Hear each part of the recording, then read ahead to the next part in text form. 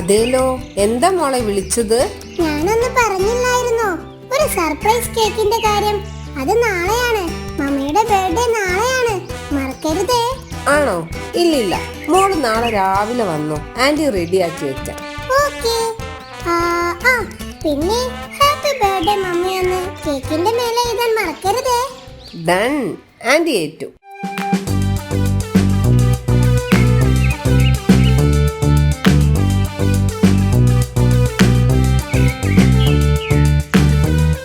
അപ്പോൾ birthday cake ready. ഇനി എന്താ പരിപാടി? താങ്ക് യു ആന്റി, മനോഹരമായ ഈ കേക്ക് ഉണ്ടാക്കി തന്നതിന്. ഞാനിത് കൊണ്ടുപോയി വേഗം മമ്മിക്ക് കൊടുക്കട്ടെ. മമ്മിക്ക് എന്തായാലും ഒരു സർപ്രൈസ് ആയിരിക്കും ഇത്. സൂക്ഷിച്ചു കൊണ്ടുപോകണേ.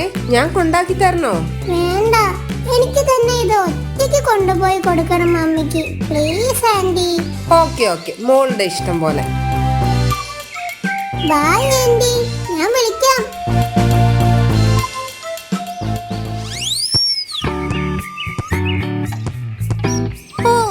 അപ്പൊ ഇവൾക്ക് വേണ്ടിയാണല്ലേ മമ്മി ഇന്ന് കേക്ക് ഉണ്ടാക്കിയത്. ഇപ്പൊ ശരിയാക്കി തരാം. ജോമി നിൽക്ക്.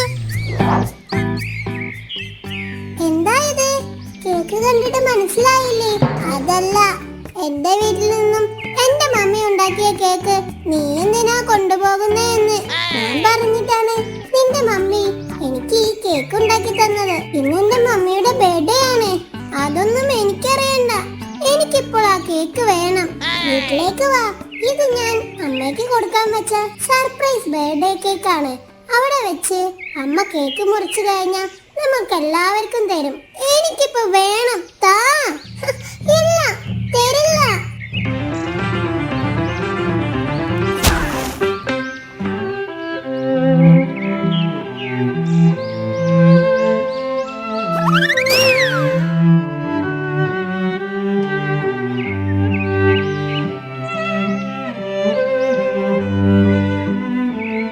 എന്തു പറ്റി മോളെ? എന്തിനാ മോള് കരയുന്നേ?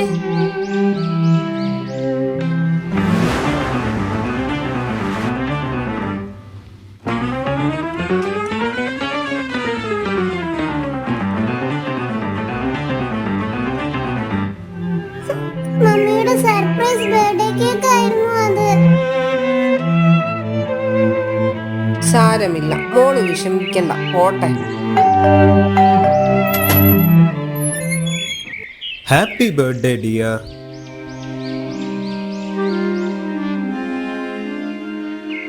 എന്ത് പറ്റി മോളെ? എനിക്ക് മമ്മിക്ക് വേണ്ടി ഒരു ഗിഫ്റ്റും കൊടുക്കാൻ കഴിഞ്ഞില്ല. എന്തുകൊണ്ട് നിനക്ക് ഒരു ബർത്ത്ഡേ കാർഡ് മമ്മിക്ക് ഉണ്ടാക്കി കൊടുത്തുകൂടെ? വാ, അച്ഛൻ സഹായിക്കാം.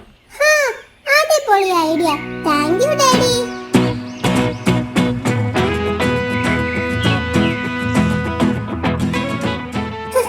Happy birthday mummy. മമ്മിക്ക് ഒരു സർപ്രൈസ് ഉണ്ട്.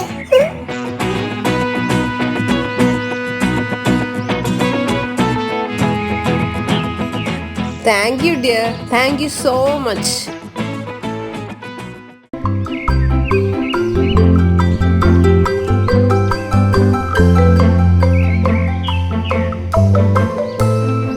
ഹായ് ചിൽഡ്രൻ, ഇനി 2 ദിവസം കൂടിയേ ഉള്ളൂ നമ്മുടെ ആനുവൽ സെലിബ്രേഷന്. എല്ലാവരും അവരവരുടെ പരിപാടി മികച്ചതാക്കാൻ ഇനിയുള്ള ദിവസങ്ങൾ റിഹേഴ്സലിനുള്ളതാണ്. അതുകൊണ്ട് എല്ലാവരും പോയി നന്നായി പ്രാക്ടീസ് ചെയ്യുക. Thank you teacher.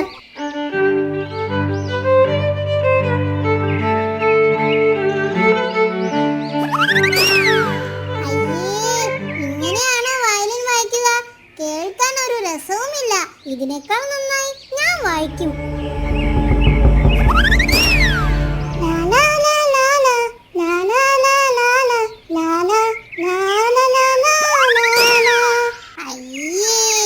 ഇങ്ങനെയാണോ നീ പാടാൻ പോകുന്നത്?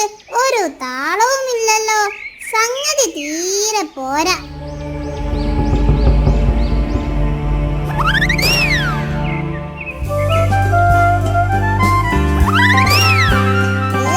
ഒരു ഭംഗിയുമില്ല നിന്റെ ചിത്രം കാണാൻ.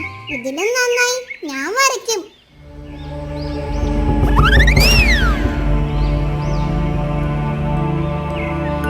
എന്ത് പറ്റി ജോമി? നീ പ്രാക്ടീസ് ചെയ്യുന്നില്ലേ?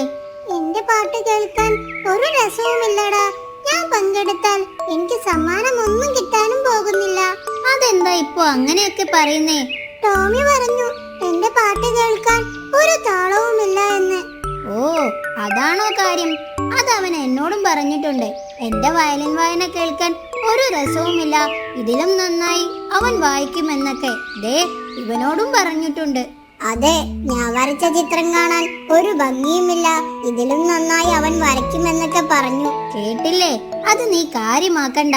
നമ്മുടെ കഴിവുകൾ 100% നീതി പുലർത്തിയാൽ നമുക്ക് വിജയിക്കാൻ പറ്റും. Judges, please note chess number 23.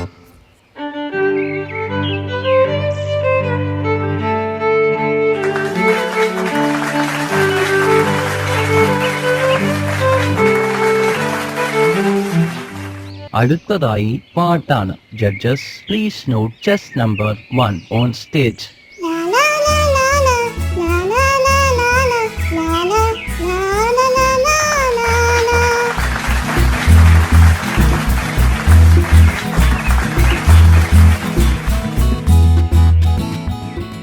അടുത്തതായി ഇന്ന് നടന്ന മത്സരങ്ങളുടെ സമ്മാനദാന ചടങ്ങാണ്. വയലിൻ കോമ്പറ്റീഷനിൽ first prize goes to Alec.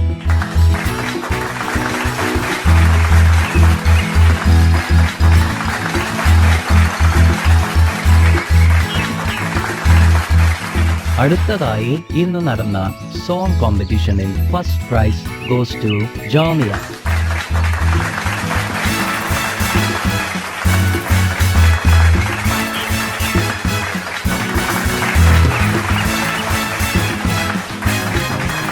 അടുത്തതായി ഇന്ന് നടന്ന ചിത്രരചന കോമ്പറ്റീഷനിൽ first prize goes to മുന്തിരിക്കുട്ടൻ.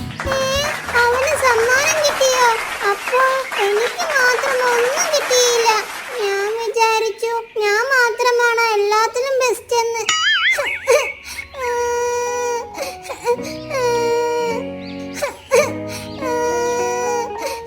അറിയല്ലേ Tomy, പരിപാടികൾ കഴിഞ്ഞിട്ടൊന്നുമില്ലല്ലോ. നാളെ നമ്മുടെ ഒരു ഗ്രൂപ്പ് ഡാൻസ് ഉണ്ട്. നീയും കൂടിക്കോ, നമുക്ക് ഒരുമിച്ച് കളിക്കാം. ഞങ്ങൾ പഠിപ്പിച്ചു തരാം.